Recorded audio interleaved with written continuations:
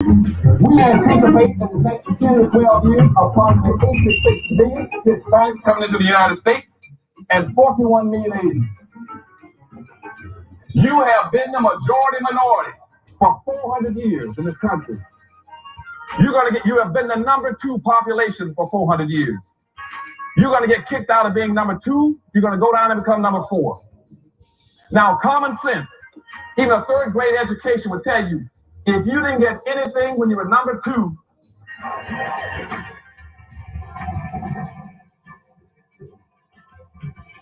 you're ahead of me, but anyway, you can guess what you're going to get when you become number 4. President Biden, do you support reparations? Well, I mean, since I haven't spoken on this, got a chance. Number one, the reason we're the country we are is because of immigration. We've been able to cherry pick the best from every single continent. The people who come here have determination, resilience. They are ready to stand up and work like the devil. We have 24 out of 100 children in our school today is Hispanic. The idea that we are going to walk away and not provide every opportunity for them is not only stupid and immoral, but it's bad for America. They are the future of America. Systemic racism that has plagued our nation for far, far too long. I said that over the course of the past year that the blinders have been taken off the nation, the American people. But what many Americans didn't see or had simply refused to see couldn't be ignored any longer. Those 8 minutes and 46 seconds that took George Floyd's life opened the eyes of millions of Americans and millions of people around all over the world. It was the knee on the neck of justice, and it wouldn't be forgotten. And it's not white Americans' fault, but just a fact. At the very same time that America refused to give the Negro any land, through an act of Congress, our government was giving away millions of acres of land in the West and the Midwest, which meant that it was willing to undergird its white peasants from Europe with an economic floor. But not only did they give the land, they built land-grant colleges with government money to teach them how to farm. Not only that, they provided county agents to further their expertise in farming. Not only that, they provided low interest rates in order that they could mechanize their farm. Not only that, today, many of these people are receiving millions of dollars in federal subsidies not to farm, and they are the very people telling the black man that he ought to lift himself by his own bootstraps. And this is what we are faced with. And this is the reality. Now, when we come to Washington, in this campaign, we are coming to get our check. We are owed $104 trillion on the very low end, plus $735 billion recurring. This number does not include the cost of about 50 Black Wall Streets that were decimated, nor compound interest from 2017 when Sean B. Rochester's book, The Black Tax, was published, nor the cost of Black life, nor the cost of living increases, nor the war on drugs, nor the current day pandemic. The number I'm working with is for slavery, Jim Crow, and accrued ongoing systemic racism, oppression, and disadvantage in the country our ancestors built with their lives. Good afternoon on the West Coast. Good afternoon in the mountain. Good afternoon in the central. Good afternoon on the East Coast. You know exactly who it is, family. Angela Nirvana, your hostess with the mostest on the reparationist perspective, bringing you those ADOCS hot topics and making the case for reparations, making the case for weaponizing our vote and socializing our suffering. And today, family, it is your ADOCS, as the world of ADOCS turns, your midday wake-up call. Yes, family, we need all hands on deck. I see one of my inquirers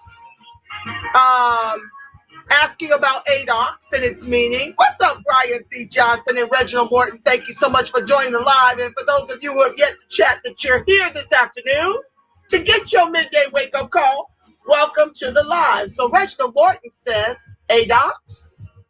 Well, I am one of the founding members of the ADOS movement.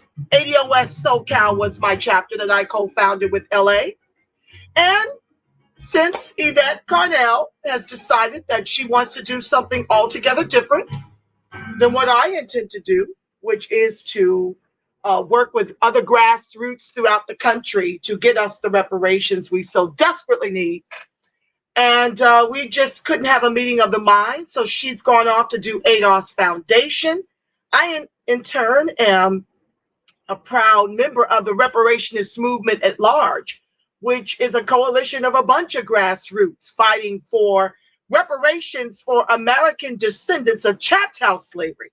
I've always believed, since being in a few shows with white people who also believe that they descend from slavery here in America, but theirs is very different. They did indentured servitude.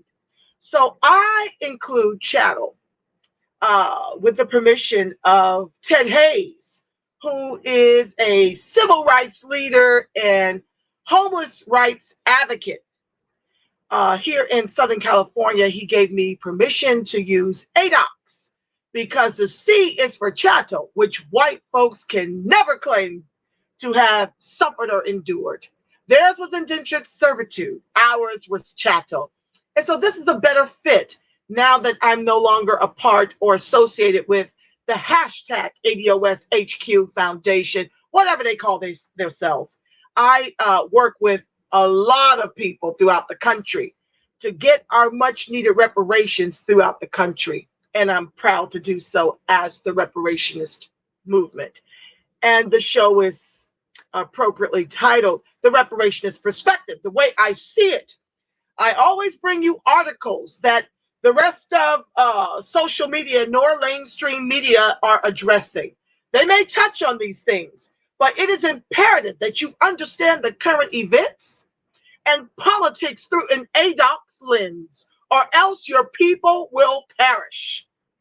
Understand what I'm telling you, that there is an agenda by the government and the mainstream media and many ADOCS who are us to ethnically cleanse us off the face of the earth, at least to make us, at the minimal, they hope to make us fourth-class citizens in the country our ancestors built with their lives, and make us eat the cost of slavery through institutional systemic racism. So you must come to understand who you are so you can learn how to fight and what to fight for your children, your grandchildren, your great-grandchildren, and your lineage at large. That is what I do over here at the Reparationist Perspective. Midday, I bring you your midday wake-up call. And at 6 p.m., I am back with your anti-Black racism report.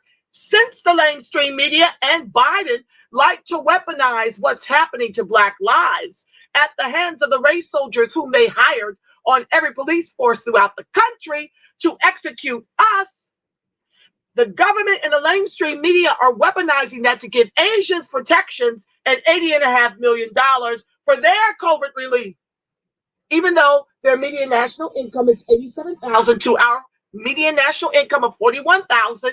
I don't know what it is since COVID, probably far less than that, given that our group is the highest unemployment and the highest underemployment. So I'm back at 6 o'clock with your anti-Black racism report to keep the spotlight on our 500 plus year Holocaust in the country our ancestors built with their lives. So I'm being shadow banned. Racebook has disabled me, and ScrewTube is shadow banning me and other voices like mine. Very rare, very few in the social media spaces. So please like, share, subscribe, turn on your notifications, and I thank you in advance for all of your donations to the show to help me educate the masses and to advocate for American descendants of chattel slavery exclusively, which is something I'm seeking to do full time. So thank you guys, one and all. Thank you for being here. So with that said, let me jump right into it.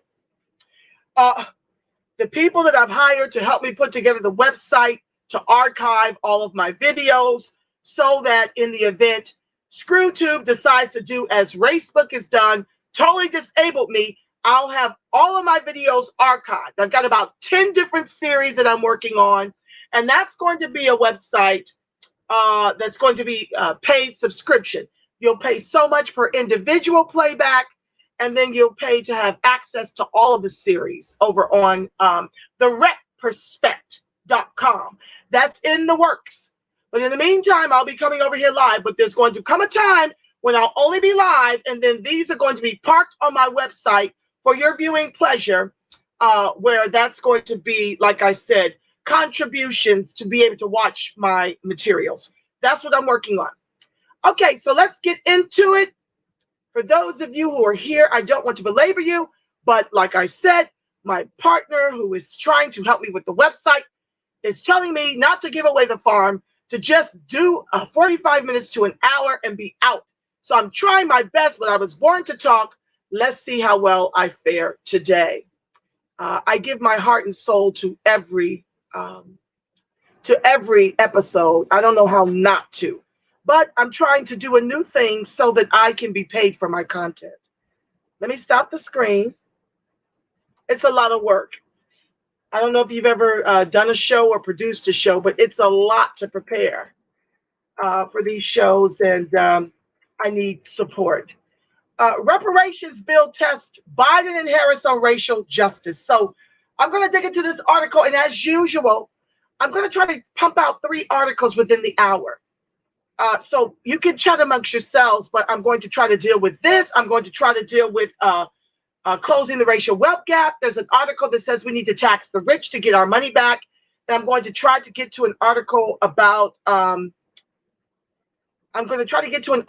Biden is talking about jobs for Black and Brown. You see, they create the problem of our unemployment and underemployment numbers and want to pile 60 million Latinas on top of our issues as ADOCS and try to do something, these class-based policies which never fix race. You know, trickle down, class-based, none of it makes us whole. We're in last in every matrix, and the Democrats are continuing to look more after immigrants and weaponize immigration against us to deny us the reparations we are owed in the trillions over multi-generations. And my show and the whole entire Reparations Perspective, all the series will always help me to make the case for reparations. And the reason why we need to weaponize the only commodity we've got since being neutralized economically, our vote, of which I'll share with you before I close out the show. Back to the text. Okay, so reparations bill is testing Biden and Harris on racial justice. Well, let me just stop with the title. You've recently heard them along with Tim Scott and Kuhn Clyburn say that America's not a racist country. I've been sharing on my series, especially the anti-Black racism channel, that particular series rather. I've been sharing that 181 unarmed Black people have been executed by the race soldiers since George Floyd. And yet Biden, I call him old Biden, Kabama, and Uncle Tim. I love Queen Ahmadiyya Shakur. I shout out to her because those are the perfect titles for them. Old Biden, Kabama, and Uncle Tim. So anywho, that was very catching to me, so I borrowed it from her. But the bottom line is they've already told you this is not a racist country. Now, this is the Jedi mind trick they like to play to keep us distracted on celebrity gossip, on immigration, on the kids at the border, on the kids they're letting in the country, $26,000 a month with our tax dollars to the tune of $141 million per week. We're not supposed to be paying attention to how they just gave the Asians protections over giving ADOCS protections, given our 400 plus year Holocaust. We're not supposed to notice any of that. We're just supposed to be distracted so we have no energy or no strength to fight for our own very survival in this country. So they sat up here, each of them, and said, America's not a racist country, but we do have to deal with our past. No. The reparations I am pursuing is for slavery, Jim Crow, and accrued, ongoing, systemic racism, oppression, and disadvantage in the country our ancestors built with their lives. So let's get into the text. I just had to address it at the top. The House proposal has been introduced in every Congress for more than 3 decades and would establish a commission of experts to study direct payments to African Americans. Well, let me talk about H.R. 40. We need to fix it. It is flawed when we've got Congress people who just got a $125 million pay raise through the last COVID stimulus package, either the one Biden did or I think it was the one Trump did before he left office. Okay, they got a $125 million pay increase. Those are our tax dollars at work for a lame CBC that doesn't fight hard enough for us. You don't see all the members of the CBC fight as hard for ADOCS as you do AOC fighting for Latina. Okay, you don't see it. So they received a $125 million increase. And guess what Sheila Jackson Lee wants? She wants $12 million to study our reparations into perpetuity. We've got fixhr40.org where we're putting time limits on this review. And we believe you're already paid. You shouldn't be paid $12 million to study what no other group requires. Biden didn't require a study to give the Asians $80.5 million for their COVID relief, for their domestic violence, and for their anti-Asian hate crimes, 68% of which are verbal assaults. Biden didn't require a study to give the Indians an additional $30.2 billion repair. They've been repairing them since 1866, although those same Indians enslaved us and refused to give the Cherokee and Seminole descendants of slavery their cut of that reparations from 1866. The Cherokee have just recently allowed the Black descendant of Cherokee slavery to even identify as Cherokee. That just happened recently. So Biden don't require a study to do anything else, but they require a study that he could have made an executive order of. But it's flawed, so I'm cool that he didn't, but I'm just saying. He's on day what, 120? We've seen nothing as ADOCS.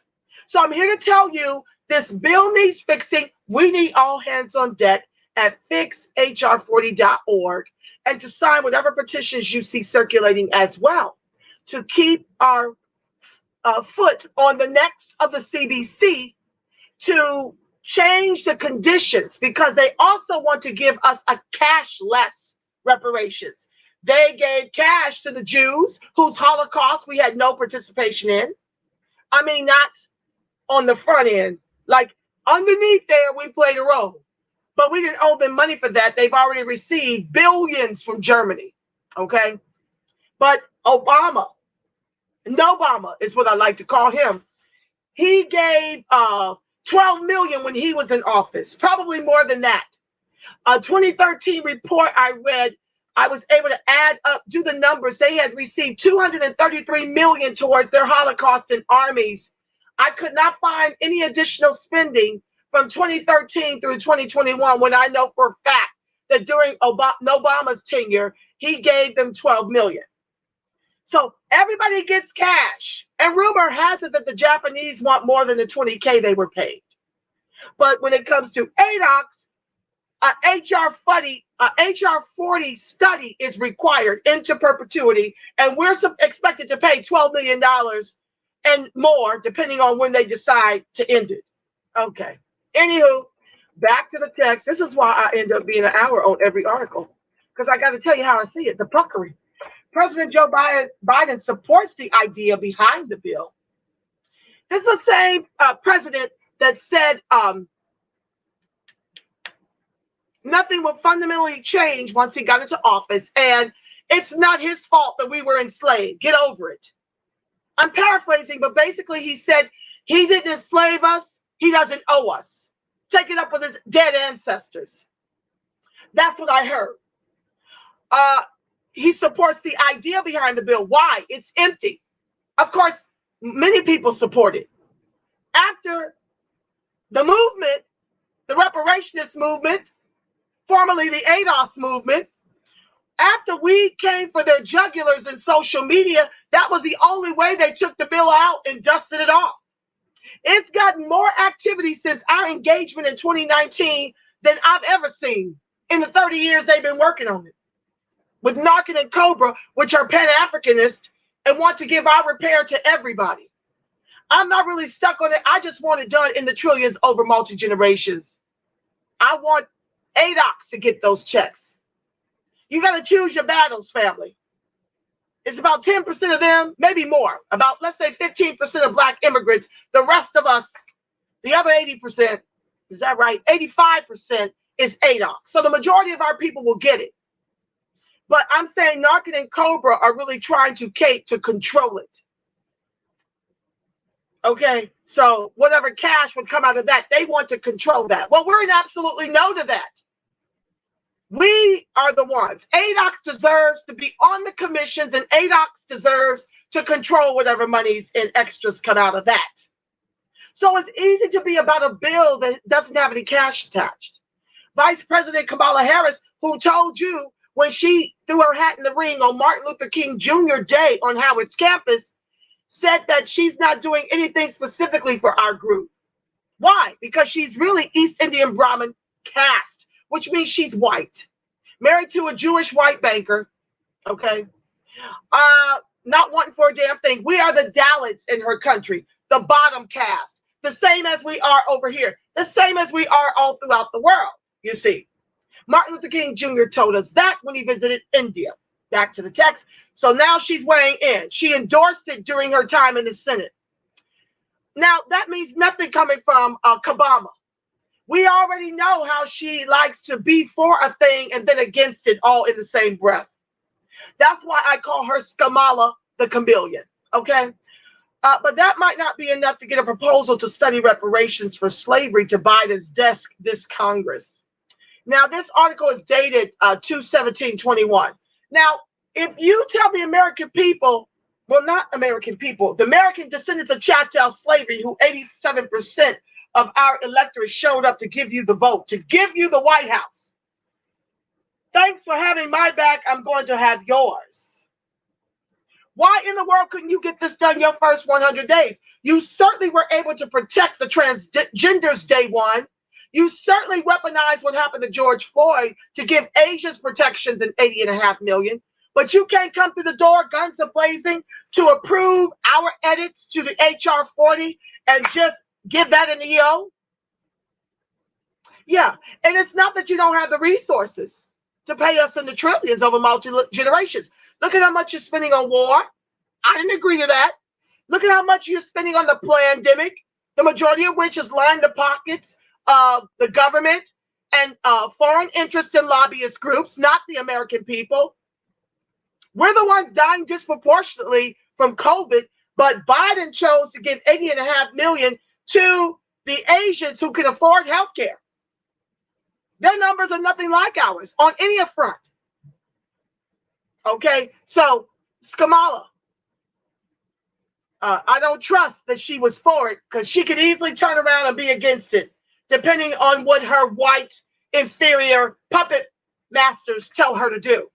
But that, okay, despite the enormity of the task behind the legislation known as HR 40, named for the 40 acres and a mule that has come to symbolize the post-Civil War government's failure to help formerly enslaved people, the bill has new political momentum since its last introduction in 2019. That's the ADOS, formal ADOS movement, now the Reparations movement, of which I helped to co-found proudly. The bill has new political momentum since its last introduction in 2019, when the GOP controlled the White House and Senate. Well, not necessarily. I told you guys that the Democrats and the Republicans are two wings of the same oligarch bird. So even Biden, Strom Thurmond's boy, the author of the 94 crime bill, Jim Crow segregationist Joe, is a Republican in Democratic clothing, giving more to the interest of white folks still. You see, it behooves them to make immigrants white. Two ways to become white in this country. You pay to be white, you pay for access to whiteness, or you got the complexion for the protection, like many Latinas do, right? So Biden needs to weaponize immigration against ADOCS to make us fourth-class citizens in the country our ancestors liked, and to permanently anchor us to the bottom of America with 3Ks capitalism, you see, and to make us eat the cost of slavery. So there's 60 million Hispanics to, I want to say 41 million ADOCS. That includes black immigrants. I think we're around 37 million now since all the executions. Anywho, executions, abortions. I mean, it's a whole number to that I don't have time to explore right now. I'm just saying that the immigrant groups are increasing in number while we decrease in numbers. That's by design of institutional systemic racism. So he's neutralized us economically with immigration, right? Black men have the highest rates of unemployment. I've done that on another show. Check the archives. We've got the preschool to prison pipeline being redlined into environmentally racist communities and tenement housings, being executed by the race soldiers, black on black crime and murder because you rob the communities of resources and then scratch your balls wondering how we got to black on black crimes and murder, which is no different than when Italians before they were made white, than when Irish before they were made white. When you're made white, you're given resources and access. We don't have that luxury.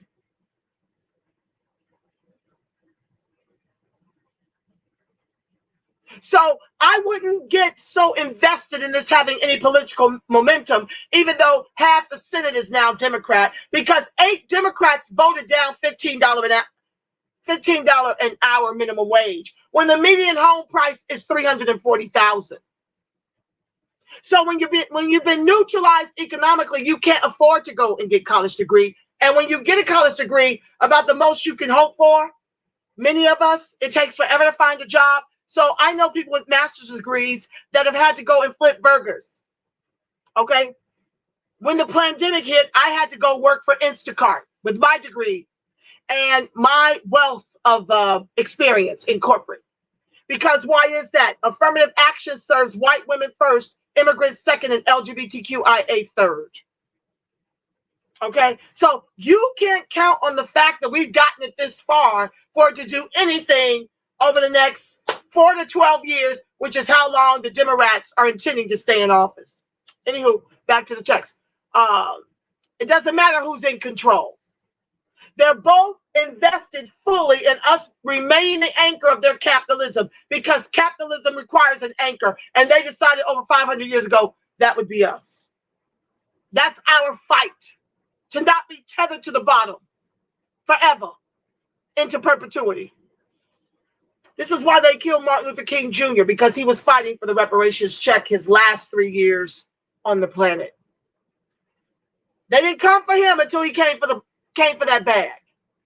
It was okay for him to get equal access to the lunch counters and to the toilets and the drinking fountains. Access to white poo. That was cool. But the minute he started talking reparations and the Poor People's March, okay. You know the rest, fill in the blank. Back to the text. The nationwide protests last summer following George Floyd's killing have raised public awareness of racial injustice and kickstarted a national conversation that advocates for a reparations dialogue see as valuable. What no one knows yet is how committed the White House is to the specific House legislative vehicle. I can tell you, not at all. When you don't tie cash in the trillions over multi-generations, when you know you've killed and stolen all the wealth from ADOCS, you share in over 100 trillion household dollars to ADOCS less than 70 billion since COVID. How invested are you? You're not. Because you're talking a cashless reparations without offering any other solutions on how to close the egregious racial wealth gap other than to pivot to a jobs program for Black and brown. Okay. Anyway, has been introduced. Okay. Let me jump.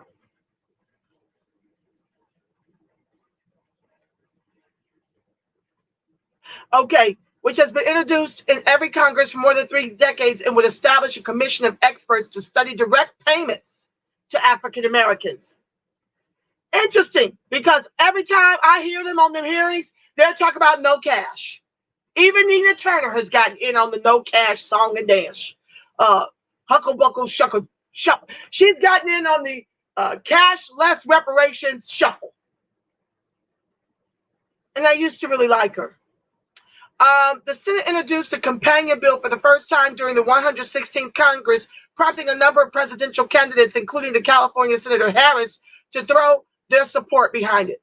Biden supported the idea of a reparations study during his own 2020 presidential bid, but stopped short of fully endorsing the legislation itself because he pivoted to, well, we have to look after Indians repair. And what else did he want to focus on?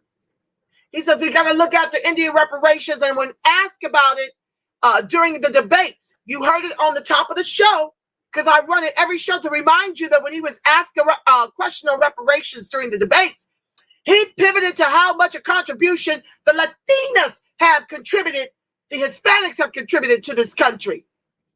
And says, I'll be damned if we not do everything for the Hispanics, before, I'll be damned if we don't do everything we can for the Hispanics before doing a damn thing for the American descendant of chattel slavery, is what I heard. Then I heard him after he had already won. They were trying to win Georgia, the Senate race. And he talked to the civil rights leader, and they were just simply asking about some protections from government sanctioned executions in the meeting. And Biden told them, y'all need to get over yourselves. We need to get the Senate in Georgia. Y'all need to stop all this nonsense about demanding to live, demanding that your Black life matters. Get over yourselves. Because in a minute, this is going to be taken over by Hispanics. So you better learn how to get along with them and deal with them. Meaning we're putting some more oppressors in office to keep you anchored to the bottom of our capitalism. And so they're going to be Asian white oppressors. There's going to be Latina white oppressors, Indian white oppressors. We're going to make them white so that we can stay in power.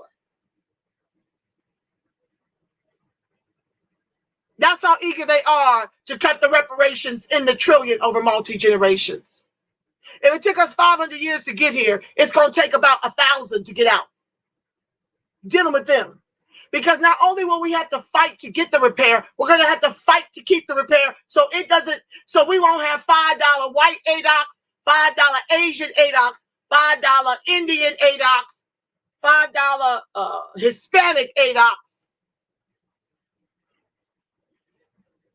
This is something that our Black representatives and our boomers have failed to do. Protect affirmative action, which was intended exclusively for us to help make us somewhat whole post civil rights and slavery. So, no, he didn't full-throated back the bill. He pivoted. He was off to the races, to the bushes, off into the tumbleweeds. The Indians, the Hispanics, yeah, that's what he did to our reparations discussion. It's working its way through Congress, Psaki told reporters when asked if Biden would sign the bill should it pass. We certainly support a study, but we'll see what happens through the legislative process. Of course you will. Well, you've got the KKK in the government who is going to stall this, which is why we need an executive order once it's fixed. They know this. This is a way to pander and make you sheeple walk to the polls to continue to vote blue no matter damn who. The weaponization of our vote looks like a red top in a blue Congress to protect the over 53% of ADOCS who rely on government assistance by design of institutional systemic racism. That's my square. I'm imploring upon you to do the same, because a trifecta of both parties gets us either party gets us George Floyd 9 minutes, 29 seconds to the neck. We certainly support a study, but we'll see what happens through the legislative process, Psaki said. House Democrats' efforts to put the issue back on the party's agenda could nudge the White House to take a more direct position. It is clear that the Democratic Party leadership is in favor of this legislation, said Cam Howard, a witness in Wednesday's hearing and national male co-chair of the National Council of Blacks for Reparations. That's in Cobra. The president would have a duty to move the legislation that his party in Congress is favorable to. Biden has garnered goodwill from Black activists and social justice advocates for moves early in his presidency that they say signal his commitment to taking racial equity work beyond talking points. Can anybody share with me in the chat what that is? I have yet to see it. What has he done for Black folks? I'm still waiting. So how are you garnering goodwill from Black activists and social justice advocates for early moves in your presidency that signal that you're committed to taking racial equity work beyond talking points? It's all talk. It's all pander. They're not intending to do anything but talk and pander, just like you saw happen under Obama. 65% of us voted Obama, and now 87% voted for Biden. Lies, political. You're not dealing with me as the grassroots. I don't know who you're talking to. Maybe BLM, who got $90 million weaponizing the execution of George Floyd in 2020. I don't know. In that vein, the White House pointed to the president's early executive action on racial equity. In that vein, the White House pointed to the president's early executive action on racial equity as proof of his commitment to addressing systemic racism. I don't remember an executive action like that. I remember an action for Asians protection that the Senate voted 94-1 that's now in the House, where it's sure to, breeze right on through. I've not seen anything that he's specifically done for racial equity and social and economic inclusion of ADOCS exclusively. I've seen exclusive packages for all the other groups but us. So if you know of something that I don't, please put it in the chat. Okay, the president knows that we don't need a study to take action right now on systemic racism occurring today, one official said. Absolutely we don't. Even longtime proponents of reparations have acknowledged the challenges to getting the legislation passed. It is sure to face vehement pushback from Republicans in both chambers, dimming its chances given Democrats' narrow majorities. Senate Minority Leader Mitch McConnell publicly opposed the idea of reparations in 2019, noting that his stance mirrored former President Barack Obama. This is from a Neanderthal that said Obama was our reparations. We're very much active in getting the number of co-sponsors and number of votes needed to pass the legislation out of the House. Why isn't this a shoo-in? We know we'll have a more difficult time in the Senate, Howard said. With the Democrats losing a few seats in the House, getting to a majority will be a little bit more difficult, but we think we can do it. You should have did it when you had trifecta under Obama.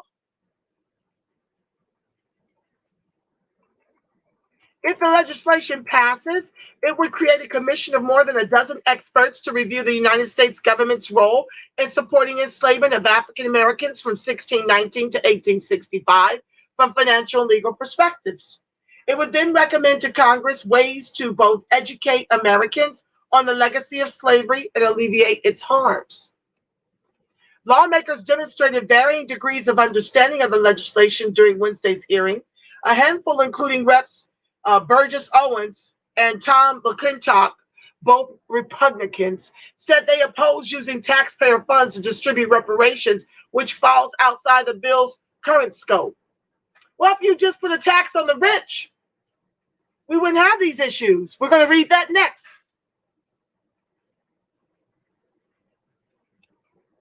Representative Sheila Jackson Lee, Democrat out of Texas, lead sponsor of the legislation, touted its growing support at Wednesday's hearing. She's for cashless reparations. But Owens, the ranking member on the Judiciary subpanel and its only Black Republican, opposed the reparations bill as impractical and a non-starter.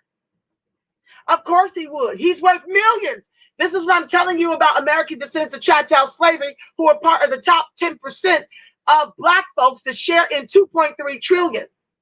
They don't mind participating in the oppression of white inferiors, of ADOCS.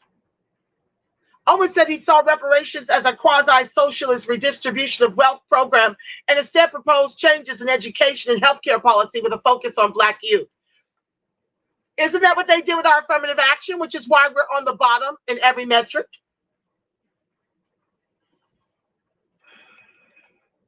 It is also unfair and heartless to give Black Americans the hope that this is a reality. Family, don't listen to coons like Owen. Don't listen to him. Because if our ancestors thought that about our emancipation and our civil rights, where would we be? Black Americans comprise 13% of the nation's population, but constitute less than 3% of its wealth. Less than 3% of its wealth when we built all the wealth these Mickey Fickies eat from. While advocates for reparations sense a new opening during the Biden administration in the face of more overt recent racial injustice, they also have incorporated centuries of systemic inequities against African Americans into their argument to pass the bill. Several cited Jim Crow laws, discriminatory housing practices, and a justice system that has disproportionately impacted Black communities through mass incarceration and police violence, and welfare. Welfare kicked the Black men out the house.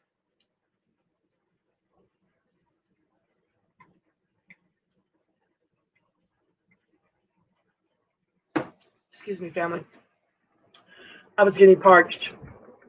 Even so, H.R. 40's progress remains in the early stages, and the bill will have to compete for attention with higher profile proposals that also would help Black communities grappling with systemic economic disadvantage. Chief among them is Biden's $1.9 trillion pandemic relief bill. That's class-based. Everybody gets that, not just us, which includes provisions for minority-owned businesses and healthcare centers in neighborhoods of color.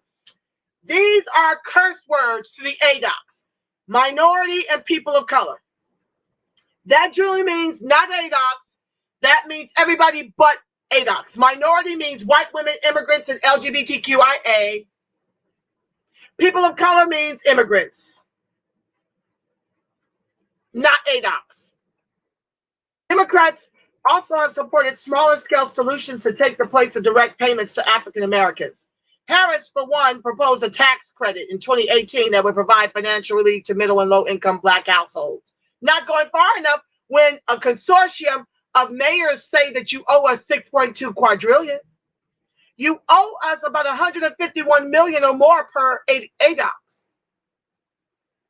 But advocates for pursuing the reparations conversation say those narrow proposals shouldn't be a substitute for studying this sweeping concept of restoring what slavery robbed from generations of African Americans.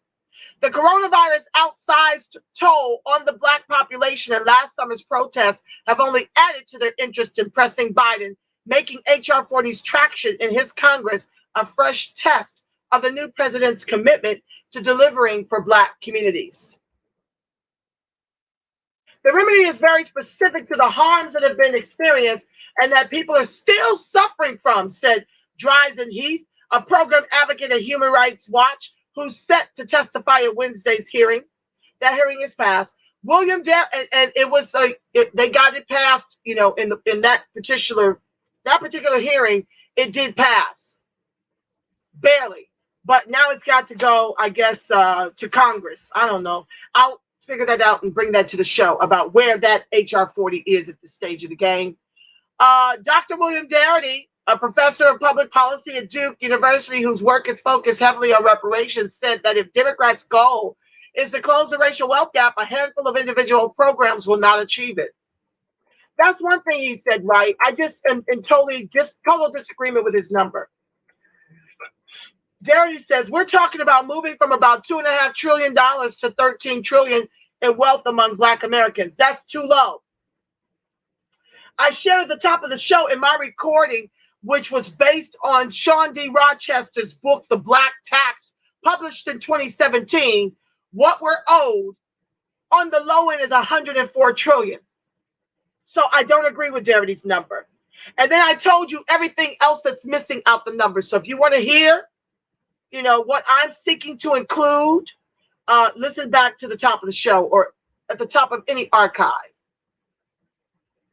So I'd like to see how each of these individual initiatives would actually do that. And I've never seen anybody actually demonstrate that in any kind of convincing way. Howard, who will also testify at Wednesday's hearing, pointed to the fact that H.R. 40 has the most co-sponsors in its history, thanks to the former ADOCS movement, the reparationist movement, formerly the ADOCS movement. That's our work. It has the most co-sponsors in history, 173 Democrats, and support from Democratic leaders as a sign that the bill has staying power. Shout out to FBA and B1 who often join the live. And to those of you who have yet to chat where you're slinging bricks, welcome to the live. Be sure to like, share, subscribe, and turn on your notifications. Thank you. Whether or not the bill can get Biden's endorsement and later signature, reparations experts see the next 4 years as their best shot at making progress on the issue. I doubt it. I think in 2022, they're going to lose the Senate, possibly the House. And then they'll be able to blame it on the Republicans, akin to what Obama did. He had a trifecta his first 2 years in office and conveniently blamed the Republicans who took over the Congress for the next 6 years. How convenient. So when you're really intending to do something for us, you've got to come into the White House guns a-blazing. So this lets me know you're not serious. You're just waiting for the Congress to be taken over by the Republicans so you can say, the Republicans wouldn't let me. Learn that under Obama. Whether or not the bill can get Biden's endorsement and later signature, reparation experts see the next 4 years as their best shot at, I did that part, either via direct payments or acknowledgement of the legacy of slavery. I've already gone through an archive where they've already acknowledged and apologized for slavery under Obama. I did that. Look at the archives. The apology came in, I think I want to say August 2009. But there will be no formal apology without restitution. So you didn't hear about it because it's fake. They can just roll down what they did to us to tether us to the bottom as the anchor of this country's capitalism. But while offering no money, that's not a real apology. Just ask the Jews, the Japanese, and the Indians. Something the U.S. government has not formally done before. Okay. Let me read that again. Whether or not the bill can get Biden's endorsement and later signature, reparations experts see the next 4 years as their best shot at making progress on the issue, either via direct payments or acknowledgement of the legacy of slavery, something the U.S. government has not formally done before. And so far as we're finally having a national conversation about reparations, and insofar as there appears to be evidence of growing support for reparations for Black Americans, Darity said, I think we have to do it the right way. No doubt about it. We have to do it the right way. So I'm 10 minutes from shutting the show down at 1 o'clock. I'm going to come back tomorrow and read and share with you my thoughts on closing the racial wealth gap, it requiring a heavy, progressive taxation of the wealth. I'm looking forward to digging into that article tomorrow. And then we'll go to the article on Biden and his, plans to give jobs to Blacks and Latina. We're a little more than half of the population. That's what I mean. You don't fix us. You bring in 60 million more Hispanics, so you don't have to fix us. And now you've got designs to bring in 26,000 migrant children per month with our tax dollars, 141 million per week. Until you've reached about 22 to 25 million new immigrants in this country. Okay. While doing nothing for ADOCS specifically. Oh, my love. Oh, my love. I see my love over here. Oh, hi, sister of Sun Powell. What's up, Trey? Brian says Professor Black Troop did a video last week. Showcasing the CBC's FB page and how all they're pushing as of late is a "Don't wait, vaccinate" slogan. Hence the reparationist perspective to call out the puckery. Brian says the Democrats are playing stall tactics. Wait until the midterms when possibly the Republicans take back either the Senate House and blame the failure to pass ADOCS legislation on them. You're absolutely right. I have so many smart co-hosts, Brian being one of the lead co-stars helping me with this show. Thank you so much for always showing up and out in the comments section. What's up, DH? Yes, capitalism requires a bottom. And this country decided long ago that we are it, my love. Brian, a cashless reparation sounds like a rehash of more programs that will ultimately open up to other groups. Affirmative action. I told you, without cash, and even with cash, they're going to find ways. If we don't put up a secure gate and make it exclusively for American descendants of Chattel slavery, they will find a way to make $5 white ADOCS, $5 Indian ADOCS, $5 Asian ADOCS, and $5 Latina ADOCS. Wait for it. Now, me being facetious. No, you're not. You're telling the truth. Unapologetically Black ADOS, thank you so much for joining the live. That simply won't do. What's that? Brian says, that simply won't do. What's that? We're here in the Black community all the time. No cash, no ass. No finance, no romance. Okay. I'm done with the jokes. Oh my God, I love your jokes, but it does go back to our low marriage rates. Low marriage rates means we're not making as many Black babies, and if we are, we're making the kind that have to be caught up in a social service system that is miserably failing our children.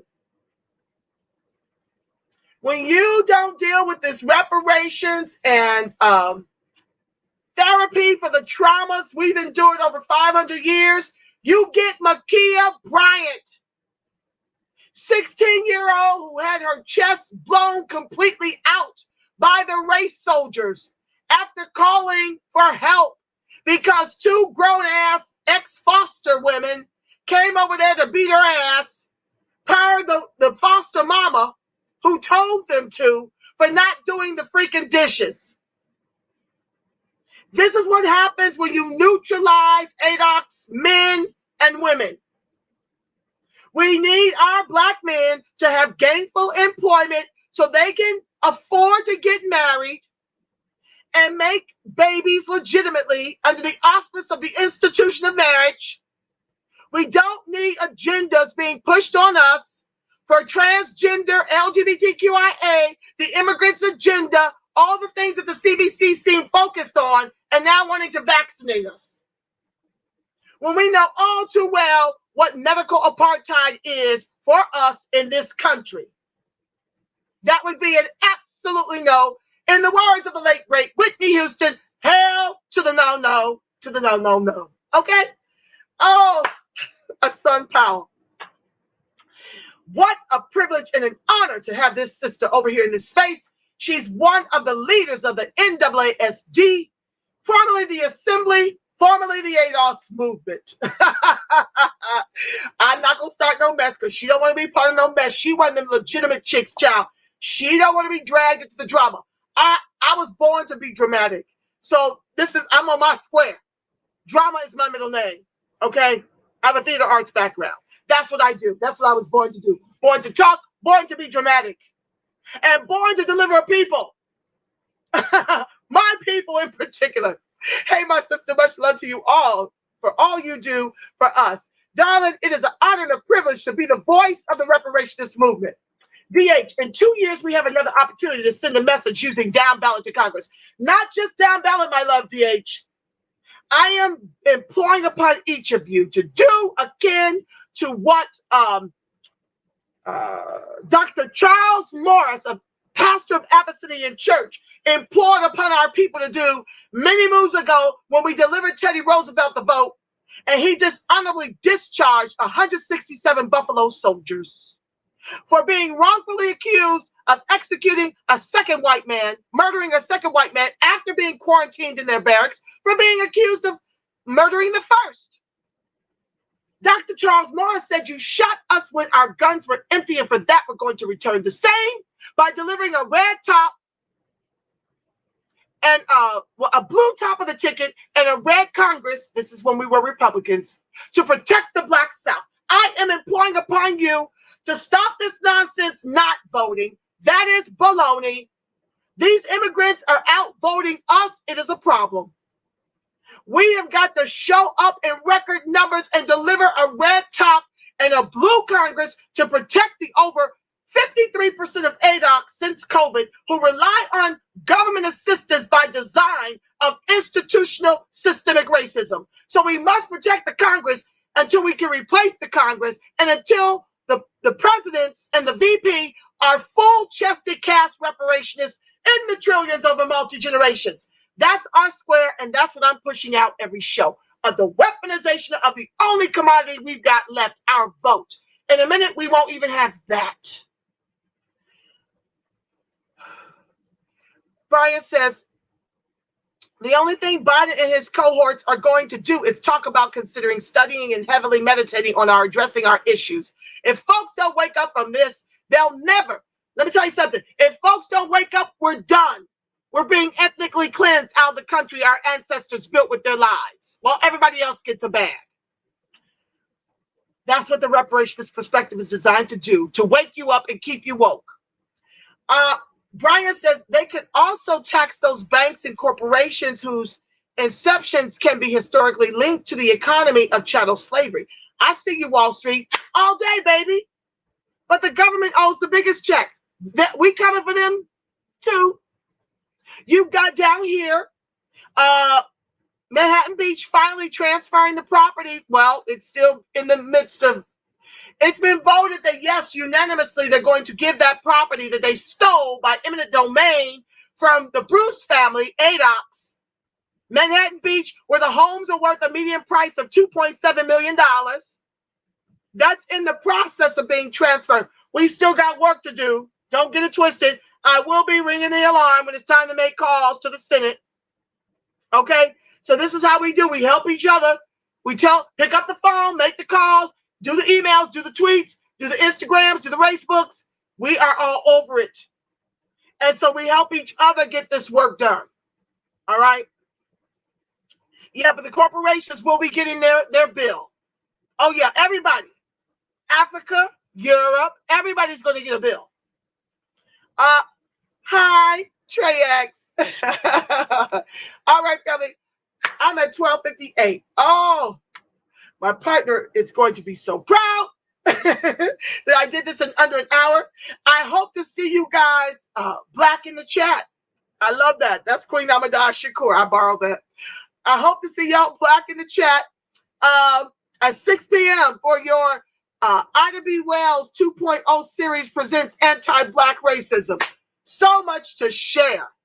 I want to talk about how the Department of Justice is now, Ms. Powell, we must rid ourselves of the folks in the CBC. We have to replace these bought and sold wannabes. This must be a main focus of the 2022 election. Well, if folks ain't giving to the Equities Advocates PAC, I don't know how we're going to do it. We got to pay for our politics, family. I'm going to put it in here. Y'all feel compelled to give. www.equityavpac is still there. But y'all not giving like y'all supposed to. I don't know if y'all serious yet. I guess you might be when you no longer have a voice. I mean, we're damn near voiceless now. But here, I'll put it in here. EquityADVPAC.com. We're raising money to groom our candidates who are full-chested reparationists, cash reparationists. We're, raising money at the EquityADVPAC.com. Oh, is it .com or .org? Oh, Lord. Oh, it's .com. Okay, it's .com. Yes, I got so many websites going in my head that I get the .org and .com confused, okay? But yeah, we need y'all to give. We can't replace the lames if we don't have money to replace the lames. We need money for ads. We need money to give to the candidates so they can go on the trail. We got a lot to do, and we need all hands on deck. We are George Floyd, 9 minutes and 29 seconds to the neck. That's how dire our situation is. That only happens to a wealthless people. They're not doing this to any other group. So just know that we're in the fight of our lives to prevent extinction. Yes, we are. So with that said, family, I hope to see you back for your anti-Black racism report. As I mentioned, the DOJ is talking about charges against Chauvin for brutally beating a 14-year-old boy with a flashlight and standing on his neck for 17 minutes, and the boy survived. You have to come back for that report because I'm going all the way in. 6 p.m. Pacific Standard Time. I hope to see you Black in the chat. Until then, family, I love you Black, and I love you strong. Peace.